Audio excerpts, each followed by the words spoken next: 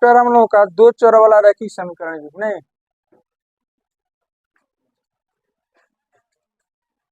दो चर वाला रैखिक समीकरण जी, रैखिक समीकरण।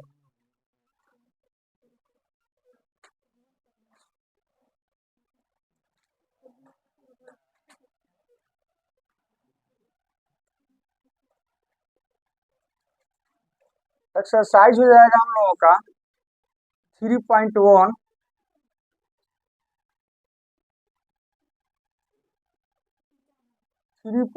का प्रश्न संख्या हो जाएगा आपका 2, यही ना होगा, प्रश्न संख्या 2 हो जाएगा। लाइट बंद कर दो वाला बहुत।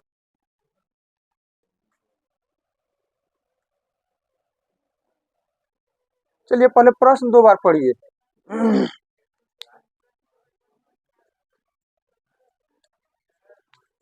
इसमें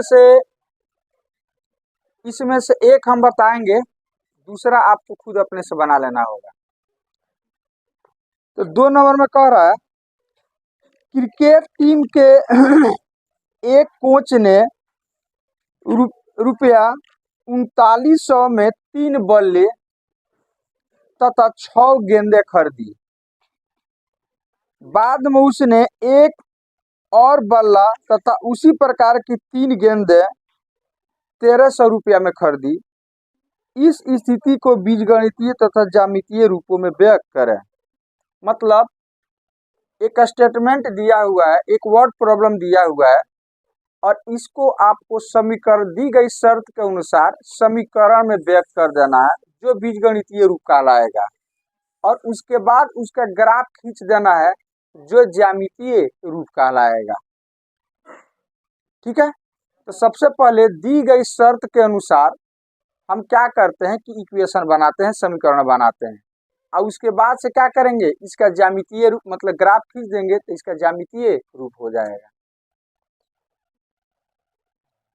अब मान लो हम आपको 3900 रुपया दे दिए, और आप जाते हैं किसी दुकानदार के पास, हमने पहले ही उसको अपना रेट वगैरह क्या चीज है वो हमने पहले ही उसको पूछ करके रेडी रखा है। हमने 3900 रुपया दिया और आप गए, बदले में उसने 3 बल्ला 3 बैट दिया और 6 गेंद दे दिया। आप आ रहे हैं और रास्ते में आते हैं तो आपका दोस्त पूछता है, अरे यार क्या खरीदे हुआ, तो बैट खरीदे हैं। तो एक बैट कितने का है, कितना बताइएगा। हमने 3900 रुपया दिया, आप दुकानदार के पास गए, उसने क्या किया कि आपको 3900 रुपया के बदले में 3 बैट दे दिया और 6 गेंद दे दिया, आपने लेकर के आ गया।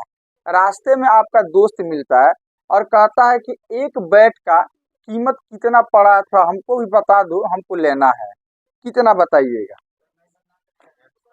नहीं बता पाइएगा आप, नहीं, जब तक वो दुकानदार आपको नहीं बताएगा तब तक आप नहीं बता सकते हैं। तो सबसे पहले हमें ये पता करना पड़ेगा कि एक बैट का कीमत और एक गेंद का कीमत कितना होगा। प्रश्न तो दिया नहीं है, तो जो अननोन चीज होता है, जो नहीं दिया हुआ रहता, हम क्या करते हैं, एक्स और वाई के टर्म में उसे मान लेते हैं। तो सबसे पहला काम हम ये करेंगे कि हम मान लेंगे कि एक बल्ले का कीमत x रुपया और एक गेंद का कीमत कितना, y रुपया। तो चलिए इसको हम लिखते हैं यहाँ पर, माना एक बल्ले बैट, एक बल्ले का मूल्य, एक बल्ले का मूल्य बराबर x रुपये, तथा एक गेंद का मूल्य बराबर y। ठीक है, अब हम पढ़ते हैं प्रश्न के हिसाब से। तो 2 शर्त दिया हुआ है, तो यहाँ पर हम लिखते हैं प्रथम शर्त से, प्रथम शर्त से फर्स्ट कंडीशन से। तो पहला शर्त ये कह रहा है कि हम 3 बल्ला खरीदते हैं, 3 बैट खरीदते हैं और 6 गेंद खरीदते हैं और बदले में उसको 3900 रुपया देते हैं। तब एक चीज बताओ, एक बल्ले का मूल्य 100 रुपया, तो 3 बल्ले का मूल्य कितना होगा? मान लो एक पेन आप खरीदते हो 5 रुपया में, एक पेन का मूल्य जो है, एक पेन आप खरीदते हो 5 रुपया में, एक पेन का मूल्य जो है वो 5 रुपया है, नहीं? और इसी तरह का आपको 3 पेन खरीदना होगा तो कितना होगा? हाँ, मतलब 1 केजी का दाम 5 रुपया, तो 3 केजी का 3 गुना 5, जितना केजी खरीदेंगे गुना कर देंगे। तो उसी तरह से एक पेन का मूल्य 5 रुपया, तो 3 पेन का मूल्य कितना? तो 3 गुना 5, तब ना 15 आप लिखोगे, 3 गुना 5। उसी तरह से यदि हम एक पेन का मूल्य 100 रुपया मान लें, तो 3 पेन का मूल्य कितना होगा? 3 गुना 1, और चूंकि अलग अलग जाति का तो बीच में से गुना का चिन्ह हट जाएगा, तो कितना हो जाएगा? 3x, यही ना होगा? तो उसी तरह से अब मान लो कि एक बल्ले का मूल्य 100 रुपया, तो 3 बल्ले का 3x। और क्या खरीदा जा रहा है? दूसरा 6 गेंद, तो एक गेंद का मूल्य, एक गेंद का मूल्य हम माने हैं y रुपया, नहीं? एक गेंद का मूल्य कितना? y रुपया। तो इस तरह से 2 गेंद का मूल्य कितना? 2 गुना y। 3 गेंद का मूल्य कितना? 3 गुना y। तो हम 6 गेंद न खरीदे हैं, तो 6 गेंद का मूल्य हो जाएगा 6 गुना y, मतलब 6y रुपया। तो हमने दुकानदार से 3 बैट लिया, तो कितना रुपया जोड़ेगा? 3x, नहीं? और 6 गेंद खरीदा, तो उसके बदले में कितना जोड़ेगा? 6y। आई दोनों रुपया जोड़ करके हमसे कितना लिया? 3900 रुपया। तो 3900 रुपया में क्या क्या शामिल है? 3 बल्ले का मूल्य शामिल है और 6 गेंद का मूल्य शामिल है, और ये दोनों को जोड़ देंगे तो कितने के बराबर हो जाएगा? 3900 रुपया के बराबर हो जाएगा, नहीं? तो यहाँ पर इस चीज को हम शॉर्टकट में लिख देते हैं। प्रथम शर्त से 3 गेंद, 6 गेंद है, ओ तो 3 बल्ले का मूल्य, बल्ले का मूल्य प्लस प्लस 6 गेंद का मूल्य, 6 गेंद का मूल्य, ये दोनों जोड़ करके हमसे ले रहा है वो कितना? 3900 रुपया, नहीं ले रहा है? तो देखो 3 बल्ले का मूल्य, एक बल्ले का मूल्य 100 रुपया, तो 3 बल्ले का मूल्य हो जाएगा 3x, प्लस एक गेंद का मूल्य y रुपया, तो 6 गेंद का 6y, बराबर हो जाएगा 3900। अब ये हमारा पहला इक्वेशन हो गया। अब चाहे तो आप इसमें से 3 कॉमन ले सकते हैं। 3 के पहाड़ा में ये 3 है और ये 6 है, तब चाहे तो यहाँ से 3 कॉमन ले सकते हैं। तो कॉमन ले लें, तो चलिए, तो यहाँ से हम 3 कॉमन ले लेते हैं। आपका प्रश्न थोड़ा सा इक्वेशन छोटा, मतलब क्या सरल हो जाएगा। 3 कॉमन ले लिए तो 3 से 3 कट जाएगा, क्या बचेगा? x, 3 दूनी बराबर 3900। अब ये 3 जाकर के भाग हो जाएगा, 3 गुना मतलब इसका गुणांक है, तो ये जाएगा तो क्या हो जाएगा? भाग। तो भाग होगा, तो हम चाहे तो यहीं से इसको काट सकते हैं, कट जाएगा 1300, 13 तिया 39, ये हो जाएगा आपका x प्लस 2y बराबर 1300। अब इसको हम मान लेंगे पहला इक्वेशन। अब हम बात करते हैं दूसरे शर्त से। दूसरे शर्त से दूसरे शर्त से। तो दूसरा शर्त क्या है जी, प्रश्न पढ़ो एक बार फिर से। दूसरा शर्त ये कह रहा है कि एक बल्ला और उसी प्रकार का 3 गेंद के लिए हम 1300 रुपया देते हैं। अब डायरेक्ट लिखेंगे हम कितना क्या क्या खरीदते हैं, एक बल्ला, तो एक बल्ले के लिए हम देंगे x रुपया, और कितना खरीदते हैं 3 गेंद, तो एक गेंद का y रुपया, तो 3 गेंद का तो प्लस 3y, ये दोनों जोड़ करके हमसे ले रहा है कितना 1300 रुपया ले रहा है। तो एक हमने आपको समझा दिया, दूसरे शर्त से डायरेक्ट हमने क्या किया लिख दिया आपके। हाँ अच्छा चलिए, उसे कोई मतलब नहीं है, इसका हमें एक इक्वेशन बनाना है, इसका सॉल्यूशन नहीं पूछ रहा है वो, एक इक्वेशन बनाना है और उसका ग्राफ खींच देना है। तो 2 दिया है किसी किताब में, किसी में 3 दिया है, तो कोई मायने नहीं रखता है, हमें बस समझने के कंसेप्ट चाहिए क्लियर, बस कंसेप्ट क्लियर होना चाहिए। ये हो जाएगा आपका 2 नंबर, हो गया। अब आपको करना क्या है, ये बीजगणितीय रूप हो गया, ठीक है। अब इसका ग्राफ आपको ड्रॉप करना है, ग्राफ खींचना है। तो ग्राफ खींचने के लिए सबसे पहले इक्वेशन 1 का हल सारणी और इक्वेशन 2 का हल सारणी, तो हल सारणी निकालने के लिए पता है हम लोग को। तो चलिए समीकरण 1 को लेकर के आगे बढ़ते हैं।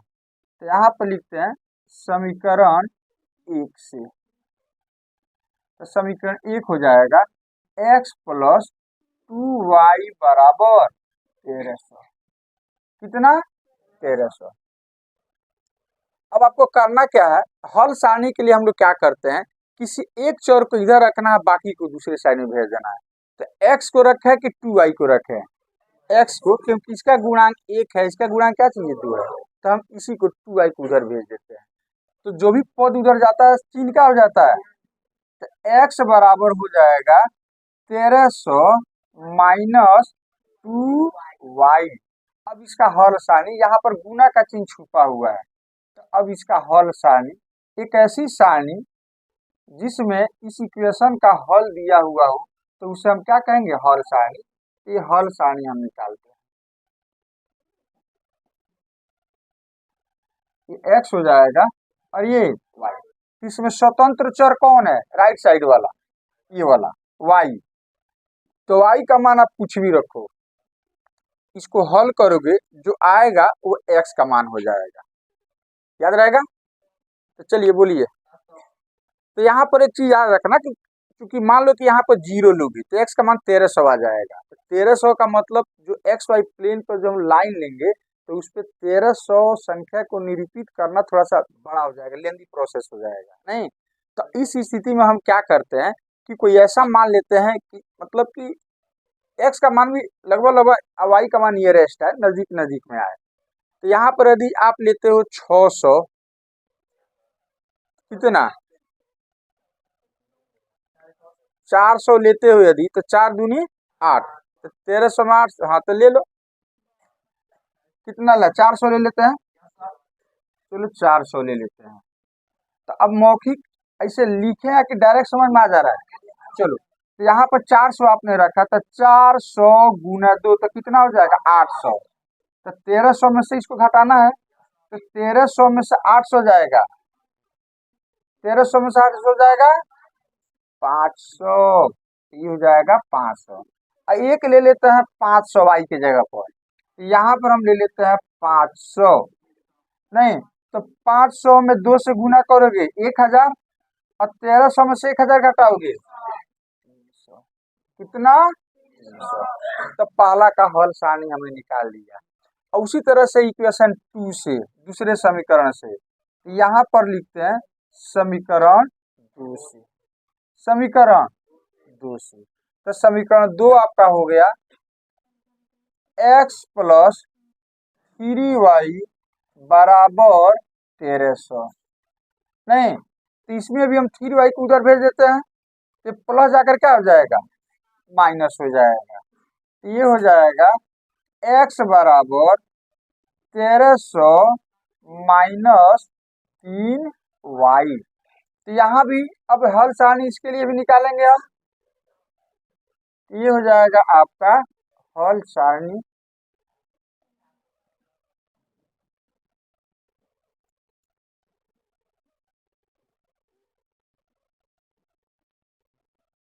वाई का मान, चलो इसमें भी वही काम करते हैं, इसमें भी 400 लिए हैं तो यहाँ भी हम 400 ले लेते हैं, नहीं 400 ले लेते हैं। तो 4 तिहाई तो 1200, तो 1300 में 1200 जाएगा 100, एक्स का मान 100 हो गया। अच्छा अब यहाँ पर हम ले लेते हैं 500 लिए ना, हाँ तो चलो 5 तिहाई 500 ले लेते हैं वाई का मान। तो 5 तिहाई ये 1500 हो गया, तो 1300 में से 1500 घटाओगे -200। अब हम ग्राफ पेपर पर ग्राफ खींचेंगे, नहीं तो आपके पास ग्राफ पेपर होना चाहिए। तो चलिए देखते हैं हम लोग, तो हमारे पास तो बोर्ड ही है ना, हमारे पास तो बोर्ड है, आप अपने ग्राफ पेपर पर खींचिएगा, हम बोर्ड पर आपको खींच करके दिखा रहे हैं। तो सबसे पहले हम क्या करते हैं, ये एक्स अक्ष लेते हैं,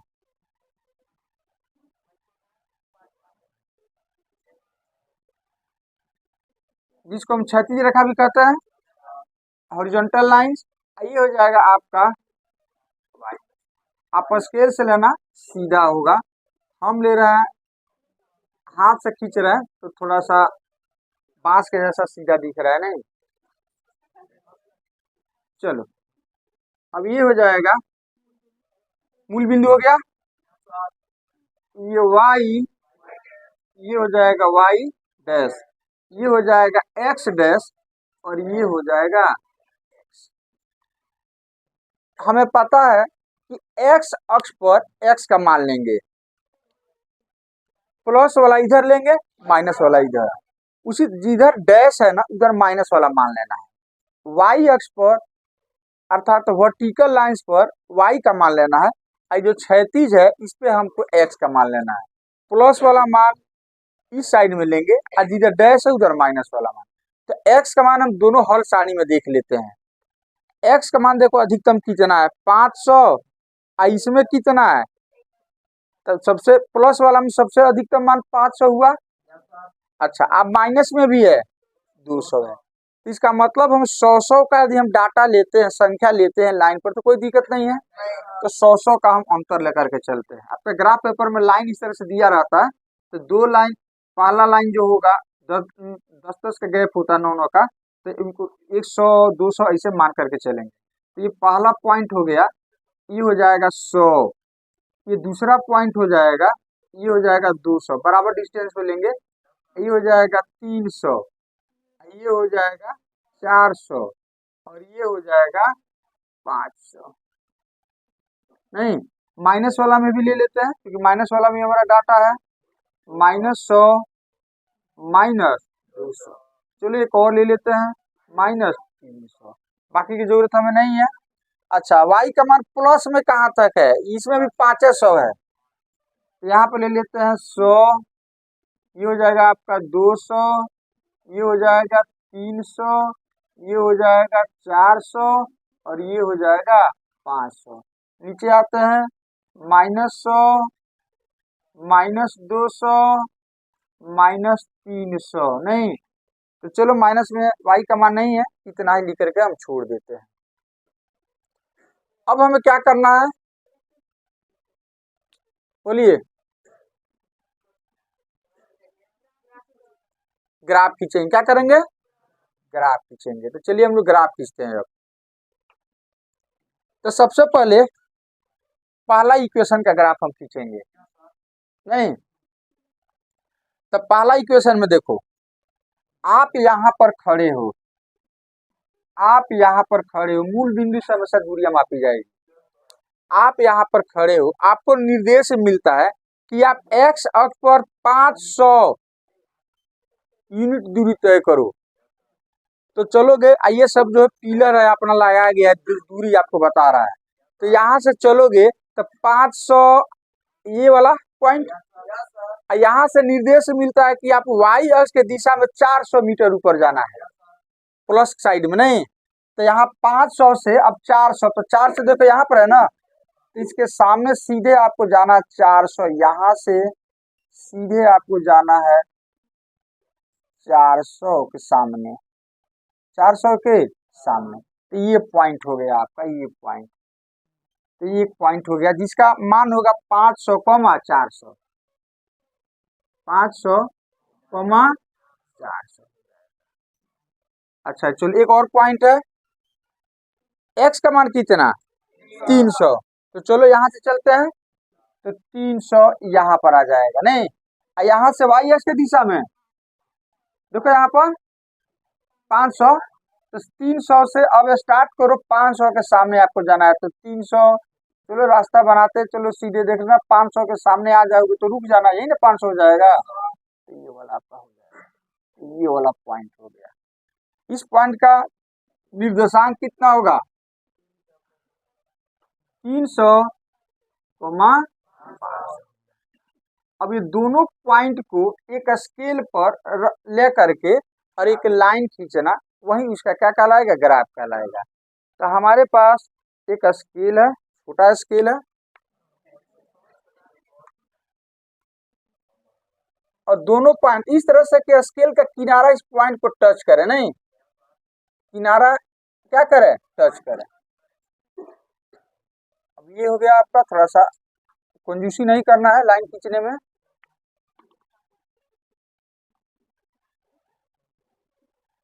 अब जिस समीकरण का ये आलेख है, ग्राफ है, उसका नाम इस लिख देंगे हम, जगह दे करके, कहाँ आपके पास जगह है।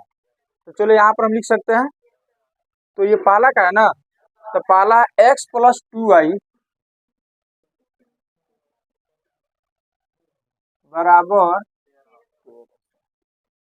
बराबर 1300। चलिए अब दूसरा का ड्रॉ करते हैं, किसका, 2 नंबर का।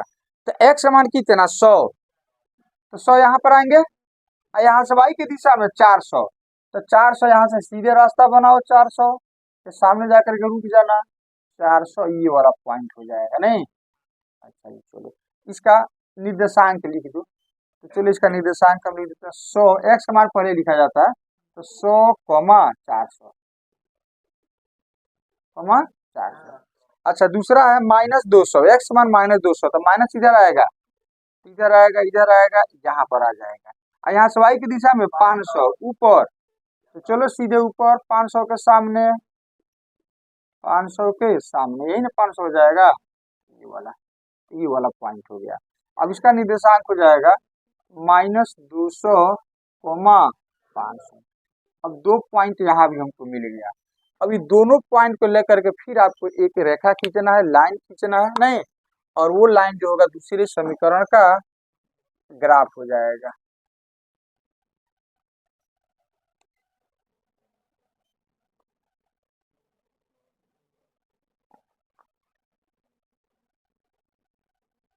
चलिए अब क्या करें, लिख देते हैं किसका इक्वेशन है ये, तो दूसरा का यहाँ पर हो जाएगा x + 3y is equal to